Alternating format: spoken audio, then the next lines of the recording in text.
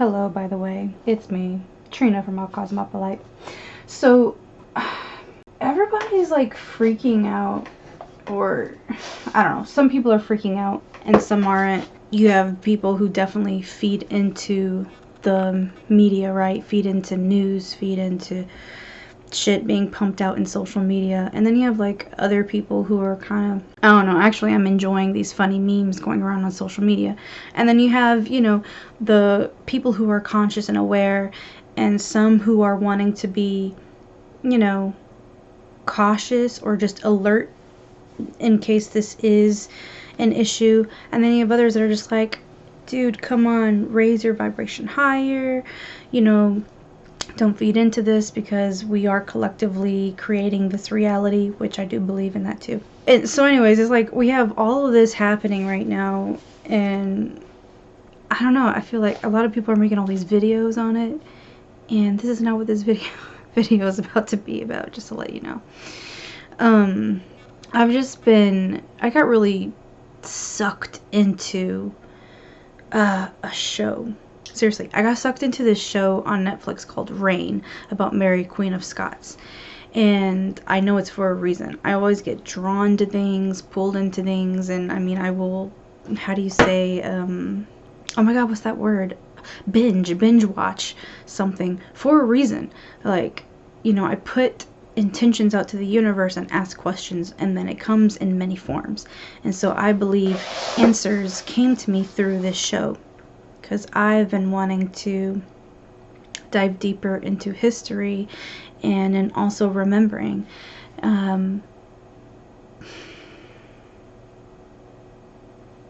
So I've been devoting time every day, usually every day, unless I'm extremely exhausted. And even in times with exhaustion, I still make sure to go into my sacred space. That's it back there. And devote time to Mother Mary. This is for specific reasons. She's called out to me for so long. And not just her.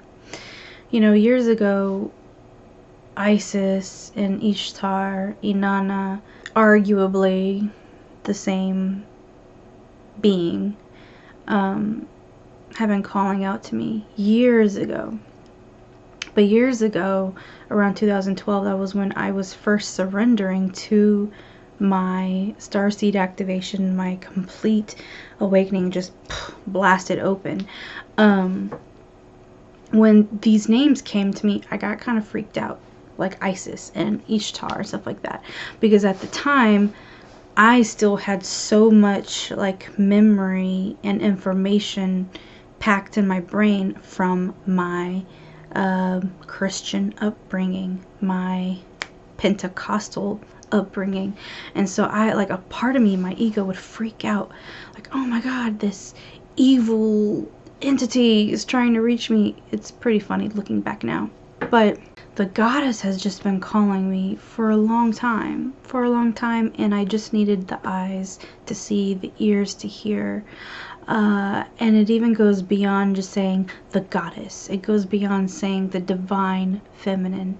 I am connected to a certain being, certain beings in a much, much deeper way. And with that, I've had this thirst for knowing and remembering true history. I also have my own memories from sitting with Mother Ayahuasca for 9 months, which is a pregnancy, right? I sat with this sacred teacher for 9 months and had amazing visions, memories, information streaming to me. And so a part of me, holds it so dear, right? And then another part of me wants to be able to piece it together with history and with facts and confirmation, I guess. But kind of to fill in some holes too, and just give me a fuller, bigger picture.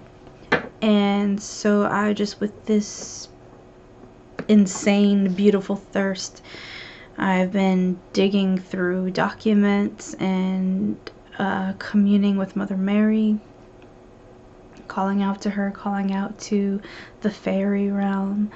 And I fell upon, it's so funny, I fell upon an author, a researcher, an academic, but the thing is that I had one of his books for a long time and didn't know it, and then I fell across him again recently within the past 2 weeks, and I found more of his lectures, I found more of his books, and a lot of stuff I was able to get it free.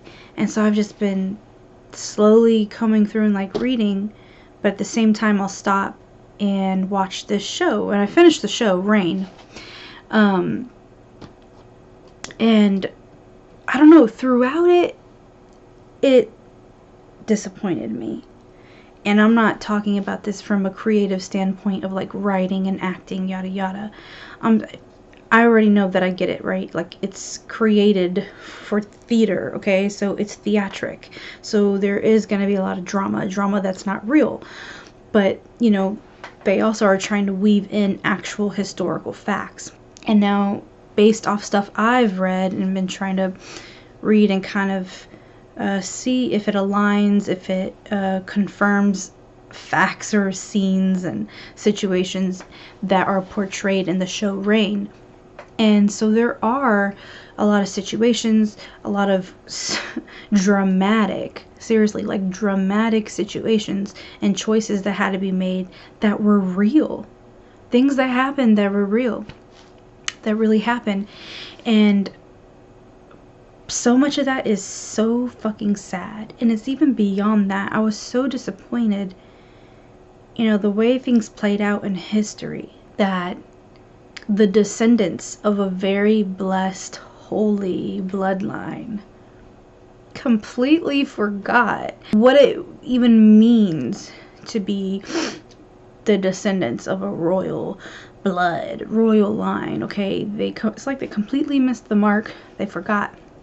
They forgot about the teachings. They forgot about the teachings of love, the way, the path, you know, true power. True power isn't political power. That's not it. So these motherfuckers like completely went astray, and it's so sad. And you know, that's how our world is now too, to this day. You know, these people in political power and other positions of power, and what for? You know, with your position of power, what are you even doing? Like, why does this have to do with fighting over land, fighting over oil, fighting over resources? That is not the teachings of Yeshua. It's not the teachings of Mary. It's not the teachings of Mary Magdalene. This is not the teachings of love. You know? These teachings came to the planet to free everyone, for everyone to really see the illusion that they were all living in, you know, to give your soul liberation, to teach you a way of thinking, acting, speaking, being, a whole state of being, and a way to make better choices with more consciousness, you know, so that you are walking a path that eventually it's leading you somewhere beautiful, but also creating it, and you're the one creating it.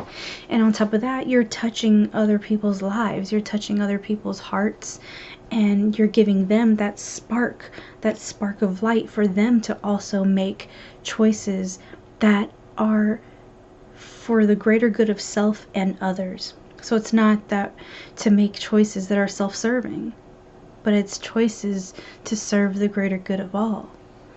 And so it's just so disappointing to see the drama that played out, the betrayal, the murders, the lying, just all of it, and the plays for power. And that still goes on today. it gives you an opportunity to think about your life. It gives you an opportunity to think about the world as it is right now. Okay? The way our society is now. And I'm posing this to you because, yes, I believe we do still need to reflect on it. Even if you are someone who is spiritually awake, if you're already on your spiritual path, dedicating yourself to your evolutionary journey, because the old paradigm hasn't fully fallen yet, okay? We have masses of people who are awakening others on the planet. We've got things built and in play, but we still have some fuckers who are still in positions of power and trying to hold on. You have older generations who are not spiritually awake and who are still in darkness. And when I say darkness, that means ignorance. And when I mean ignorance, I don't mean to be rude. Ignorance literally means without awareness. So you have older generations. You have people that are not in awareness. They're still in the dark. Okay, and they're still acting out, playing out all these old habits, old patterns, old ways of believing and thinking, completely brainwashed by history and spiritual teachings that got really fucking terribly manipulated to serve an agenda, to serve a political goal, basically, right? And so many people are still sucked into this. No matter what religion that may be, they're not fully, what's the word? Oh, yeah, why is my brain going? They're not being completely informed.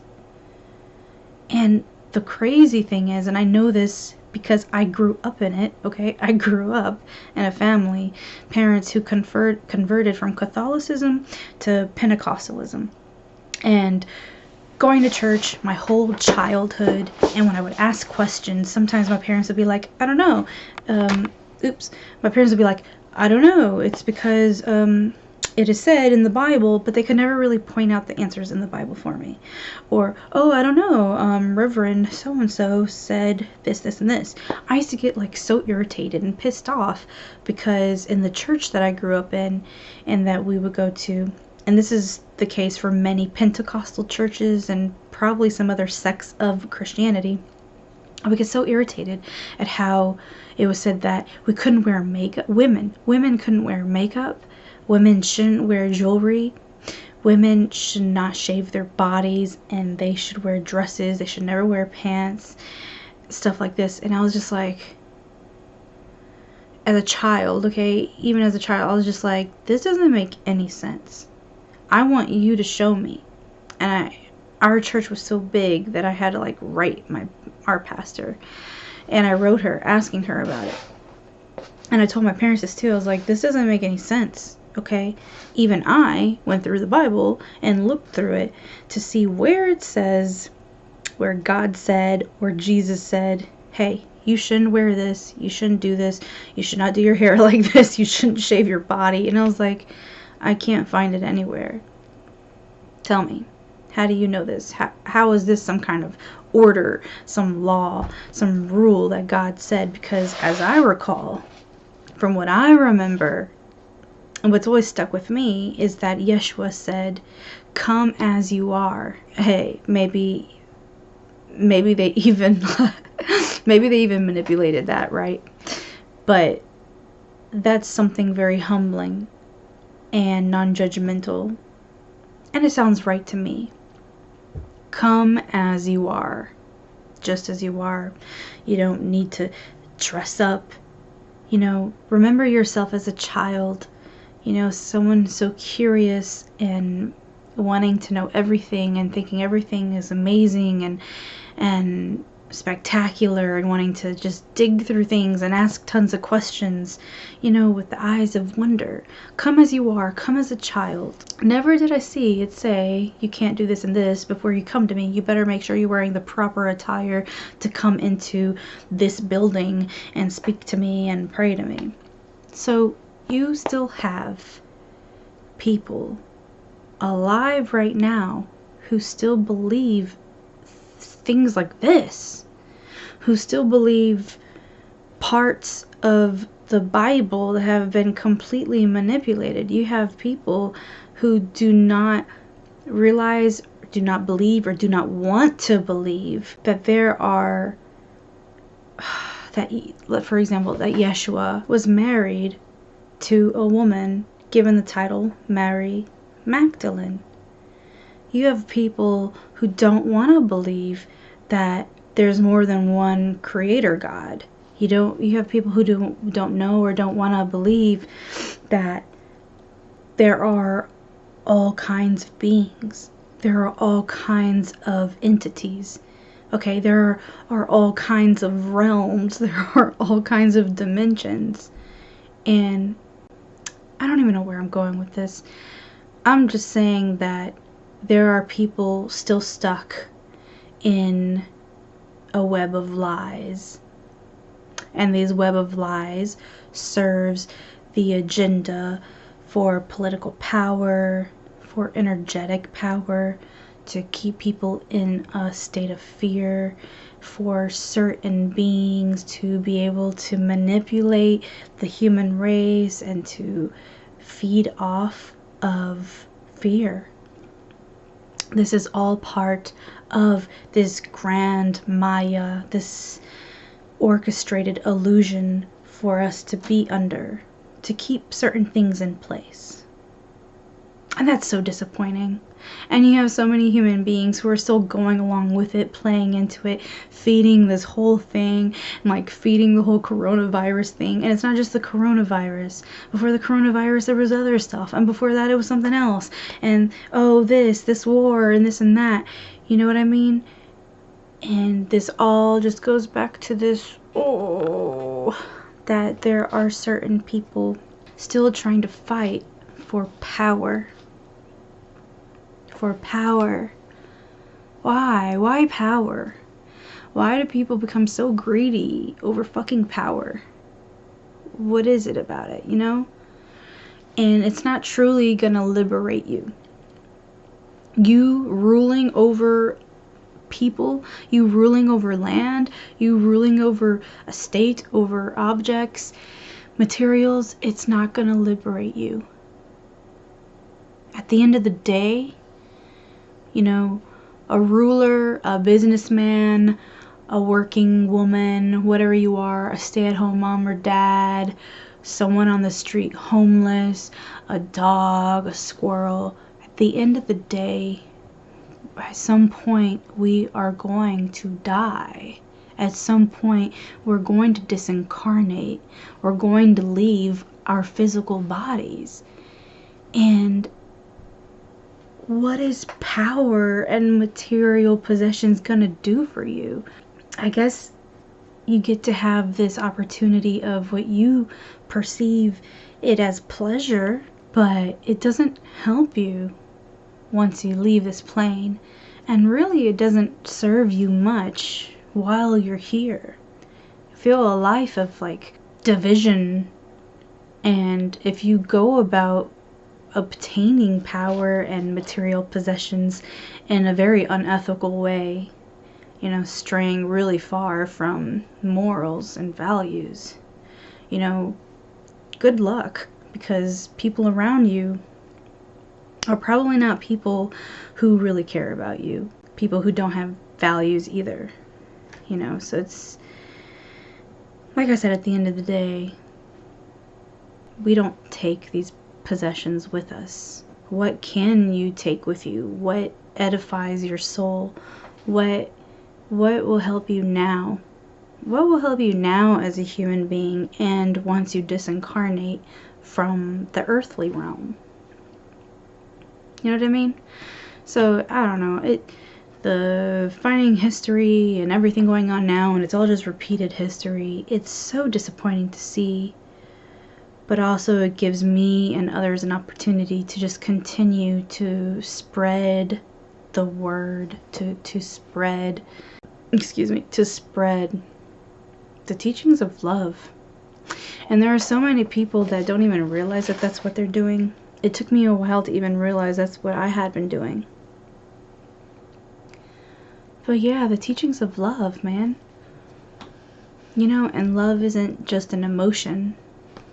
I used to write about this all the time, so I have tons of writing on my blog if you're curious, and I'll try to comb through it and put some in the description below. Yeah, love is a way. Love is a power. Love is making a choice in the moment.